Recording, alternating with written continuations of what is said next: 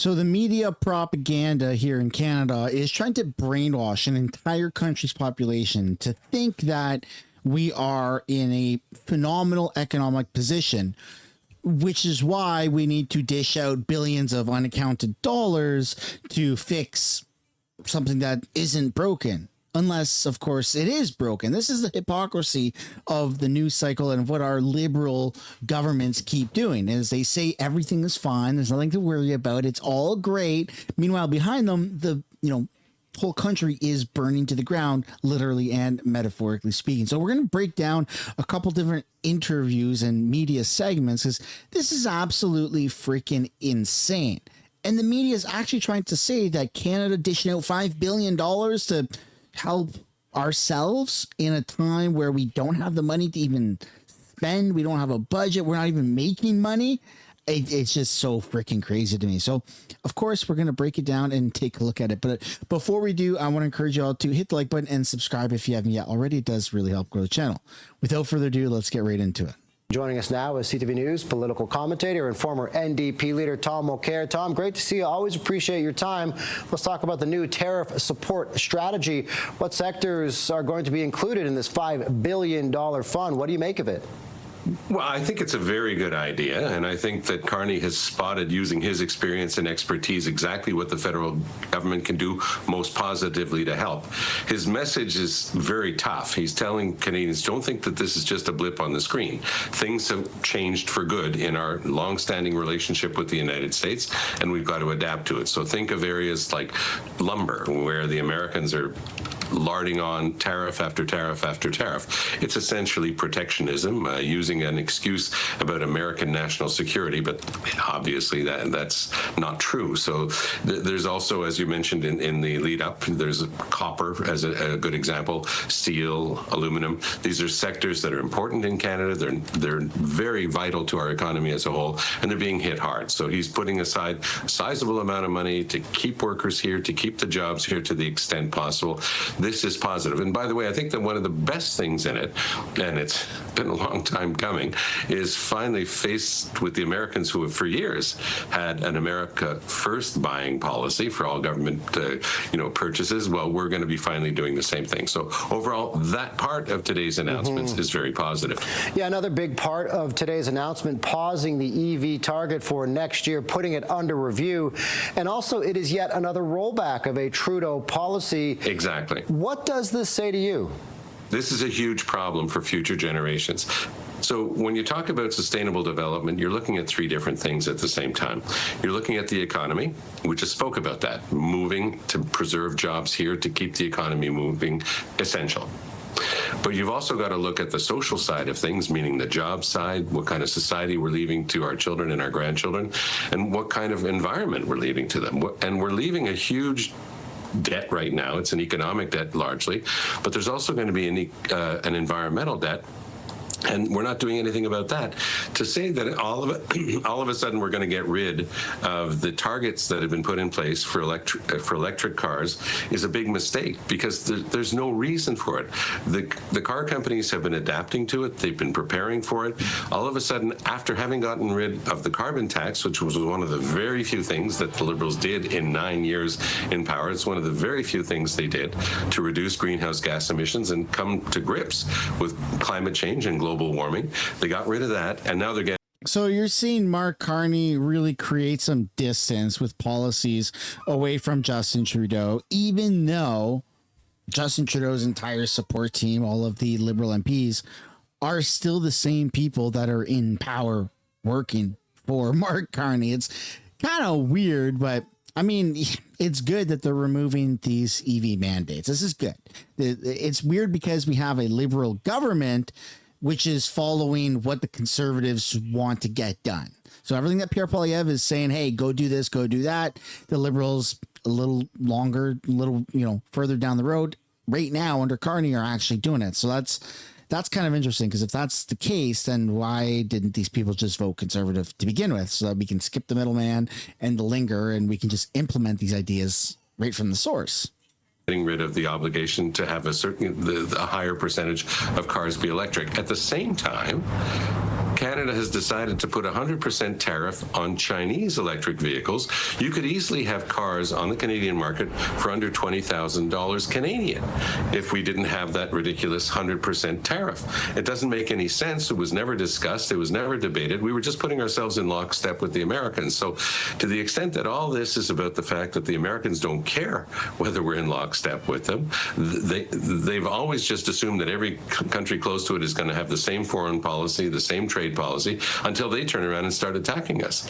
And so it's left us in a situation where, the Premier of Manitoba, Wab Kinew, had a very good take on this. He said, look, ask a canola farmer what he thinks about these 100% tariffs on Chinese electric vehicles, because the Chinese have slapped 75% tariffs on Canadian canola. Now, Mr. Carney had a bit of an answer to that today. He says, well, let's use that food, that beautiful food product, the oil that is canola, and let's stick it into diesel engines as a fuel.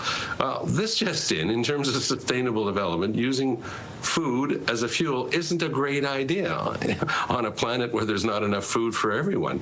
And at the same time, it's so short-sighted because there's no plan around it. It's just an announcement of a few $100 million to theoretically turn the canola into diesel fuel and use it in engines, but long-term, it doesn't do anything.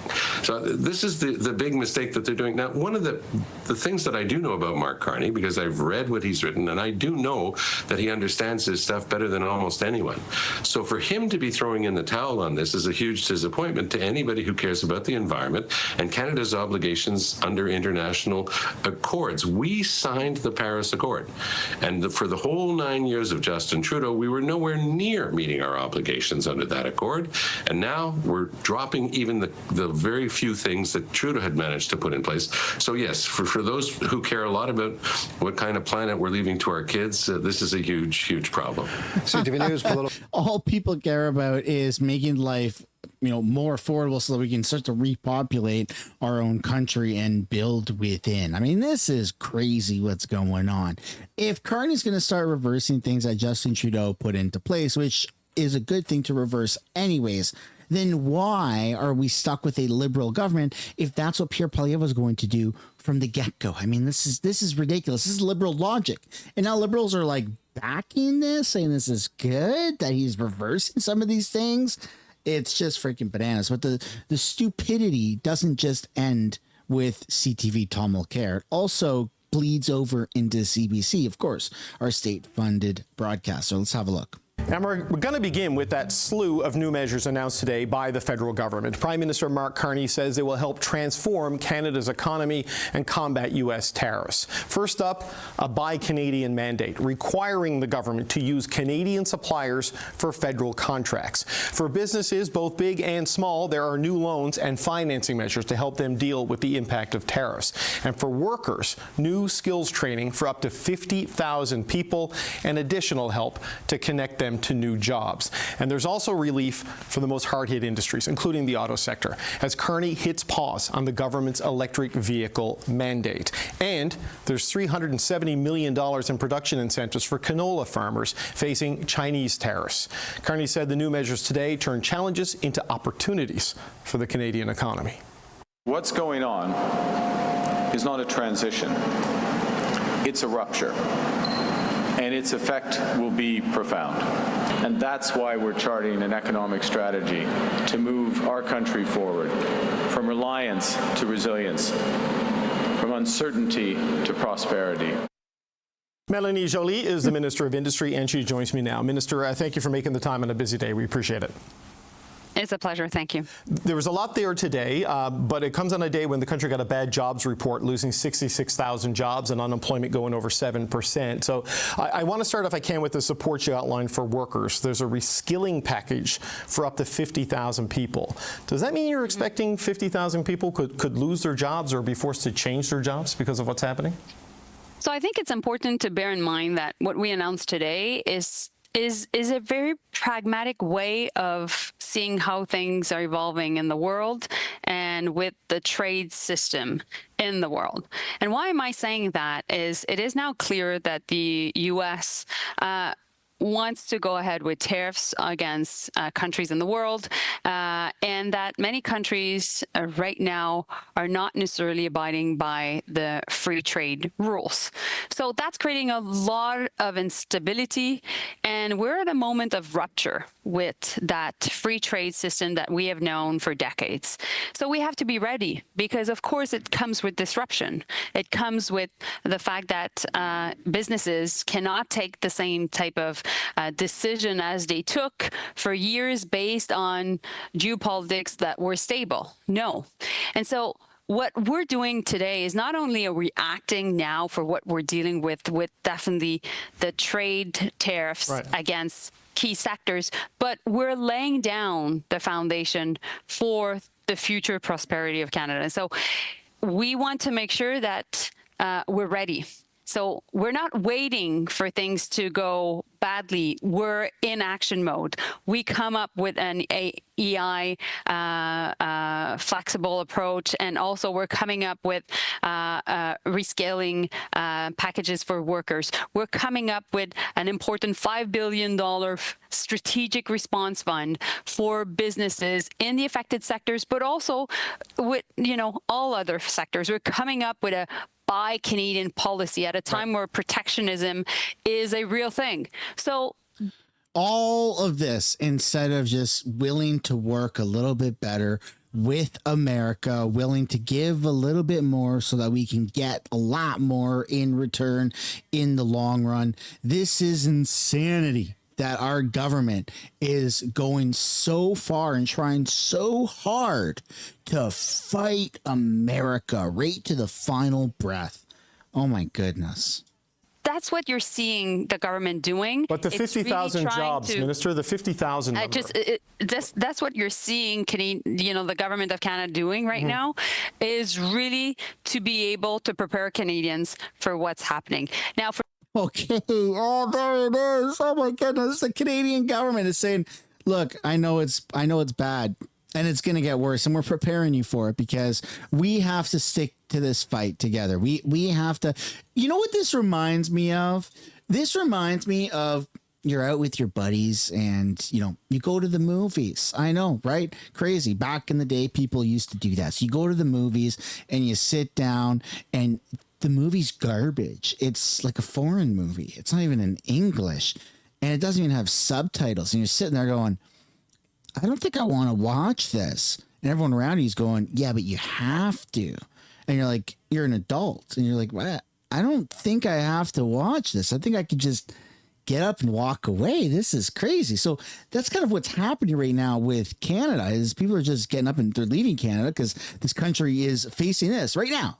Our government is literally saying, hey, we're not here to make it better. It's going to take some time and it's going to hurt you, but you're resilient. You could take it. It's worth it, right? You got to fight for Canada, elbows up. It's insane. I don't care for that. I want a good future for my kids. That's what I care about. And I'm seeing how the Liberals talk, and I'm seeing how they have been talking. I'm seeing what's happened, the progression that we've had, which hasn't been a progression. It's been an increase in a lot of things. Crime, not wages, but crime and immigration, population and unaffordability. All those things are going up. But what's happening to actually fix the country, make it better, make your life better, make my life better, make life better for my kids, either immediately or down the road? Nothing in sight. Nothing they're doing is telling me that, well, this is going to be good. So that's why a lot of people are getting up and walking out of the movies, right? Because we're faced with this. For 50,000, I take your point regarding the job numbers this morning. I read the news at the same time as you did, and that's why we will be there for Canadian workers. But we know that there are things we can't control in life, and clearly geopolitics right now we can't control. But what we can control, and that's what we're working on, is to have major projects across the country, is to make sure that we're buying Canadian, is to make sure that we're able to invest in the defense sector to create jobs in aerospace, aerospace and shipyards across the country. So that's our plan, and that's what we'll continue. Okay, but the 50,000 number, I mean, I'm presuming you didn't pull that out of thin air. There's an analysis somewhere that says this is the size and scale of the need. So beyond what we're already seeing, I mean, what does that mean? There's another 50,000 jobs you're worried about here that could be completely lost or fundamentally changed? No, David, the 50,000 workers you're referring to is the 50,000 people that could have access to a new reskilling program. It's just the fact that that's the capacity of the new program. Okay. So let's not, try to make conclusions out of this number. No, it's basically we want to offer as many people as possible, and obviously those that have lost their jobs, a possibility to be able to have access to new training. That's all. So you've got the building blocks of a support program that will eventually. So 50,000 job losses, and she's brushing it off as, oh no, it just looks bad on paper, but it's not actually bad. You have to trust me, David, you have to trust me, David. It's true, David. Okay, man, come on. This is crazy. We're the government and we're here to help you. Those are the last words you ever want to hear. Pave the way for a broader industrial restructuring. Exactly. But it seems, if you look at it and everything you've just said about the geopolitical context and the disruption in trade, I mean, this is a pretty clear recognition that wherever things land with the United States, Canada is going to be worse off than it was before Donald Trump became president. That the diversification and the resilience stuff is going to take time, but in the straight relationship with the United States, it seems like it is going to be less profitable and less secure. Well, so we still have the best deal on earth right now, with 85% of our products being exported to the U.S. being tariff-free. So that's the first point. Second point is we're still, of course, in active negotiations with the White House to find sectoral tariffs, because we know that the steel, aluminum workers, the ones that are affecting the auto industry, tariffs as well, copper, lumber. Right. All these sectors are affected by tariffs. We're working on deals for all these sectors, but meanwhile, we are still over-dependent on the U.S. We still have to reduce our dependency. We have to pivot by creating a stronger domestic market in the country, maybe through defense industries. When I say defense, I refer to aerospace, for example. I refer to also shipyards, et cetera, or through. So BC Ferries, a vessel transportation company on the west coast of Canada, needs a few massive vessels which carry hundreds, if not thousands, of people and hundreds of cars aboard for frequent trips daily and weekly. And instead of us investing into that ourselves and creating Canadian jobs for us to, prosper and make money, we're sending it to China. The contract went to China for them to build us 3 vessels. So whatever she's talking about, I'm not understanding, because we're seeing their actions and it's not following their words. Building more homes, and that's definitely a plan on housing that is coming very soon with Build Canada Homes, which will be a new agency we'll be creating and announcing in the next month, and also with the facts that we're coming up with major projects for different regions across the country. For all of these MPs, like Melanie Joly, worked with Justin Trudeau for a good part, if not the entire last 10 years of that, reigning terror that we endured. So what does she mean a housing plan is coming up in a few months? They should have had all of these plans ready to go within a matter of weeks. Like, this is crazy. You guys are all still the same employees, and the big boss is this Messiah banker guy who's supposed to fix the country, which doesn't need fixing because we're really good. So what is there to fix? But he's fixing us anyways and spending a lot of money fixing a country that doesn't need fixing, apparently. And we still don't have plans. We still don't have anything. What do you mean housing? How do you not have a housing plan? What are we waiting for, guys? a number of years, a key part of the industrial policy of the Liberal government under the previous Prime Minister was focus on the environmental transition and investing in clean technology. There was an announcement today, a pause of the electric vehicle mandate, and the Prime Minister promised a broader review of climate policies in a new strategy. If we've seen the EV mandate pause, does this mean this broader review, we could see the emissions cap changed, paused, scrapped, altered? Could we see it with tanker bans and other things? I mean, how broad is this going to be, and what could it fundamentally mean? What I can tell you right now is the EV mandates is a response to two things. First, 25% tariffs against our auto sector is hurting workers. It is hurting our industry. So we have to be pragmatic. This is not a time for ideology. We need to make sure that we help the sector. It's the backbone of Ontario's economy. It's the backbone of Canada's economy. Second, of course, we believe in climate change. Of course, we continue to abide by our goals linked to being net zero by 2050. And that is why we need to find ways to make sure that we either build more EVs in the country, or we also bring more EVs that are more affordable coming from trusted partners around the world. And so that's why we're taking 60 days to make sure that we're able to find ways to address this issue. We'll work with industries, we'll work with environmental groups, but I think that at a time where, our auto industry is at 25% tariff, and EV mandates right now are asking them to pay when they're not at the level of sale of EVs. It's just not sustainable to keep the jobs maybe in Alliston or Brampton or again in Cambridge. No, look, I get the pressure the sector's under, and the automakers and the industry are broadly supportive of this, calling it a good first step. But there's been a lot of reaction from climate groups who see this as a step backwards, and they worry about what other policies could be on the table here. So, I mean, where do things stand on the emissions cap? Where do things stand on the tanker ban? Because there's been a suggestion to do the major projects initiative. Some of these need to go as well. So, should we expect more change on sort of the signature environmental policies of the government?